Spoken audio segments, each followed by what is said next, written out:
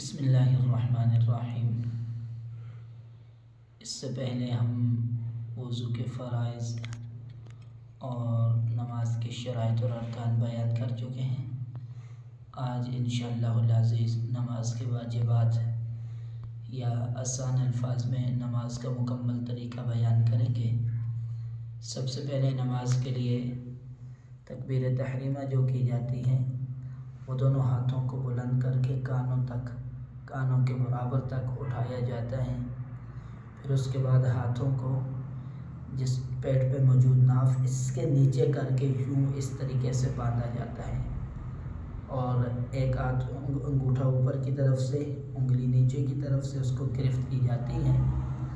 پھر اس کے بعد سب سے پہلے ثنا، پھر سورہ فاتحہ، پھر اس کے ساتھ کوئی بھی سورت پڑھی جاتی ہے اور پھر اس کے بعد رکوع کیا جاتا ہے۔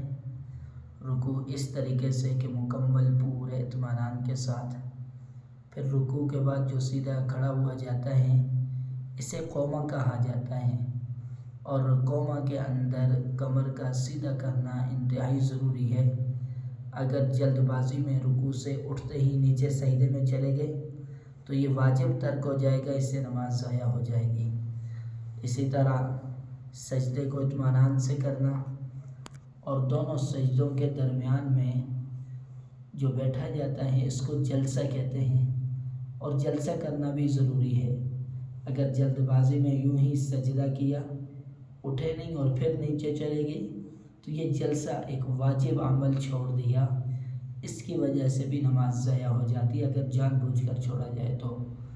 پھر 4 رکعت والی اگر نماز ہے تو دوسری رکعت میں تشہد کی مقدار میں بیٹھا جاتا ہے اور اگر وہاں کسی وجہ سے آدمی نہ بیٹھے تو پھر اس پر سجدہ سہو لازم ہو جاتا ہے۔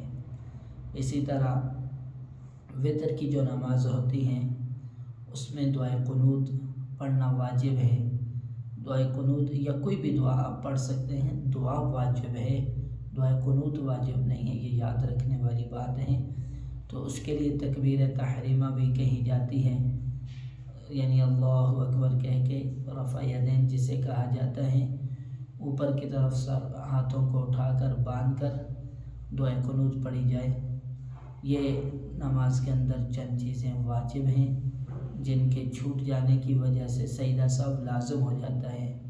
سجدہ سہو کا طریقہ یہ ہے کہ آدمی آخری رکعت میں التحیات تک پہنچے، التحیات مکمل پڑھے، دائیں طرف سلام پھیر کر 2 سجدے کر لے اور اس طرح اس کی نماز مکمل ہو جائے گی۔ جزاک اللہ خیرہ۔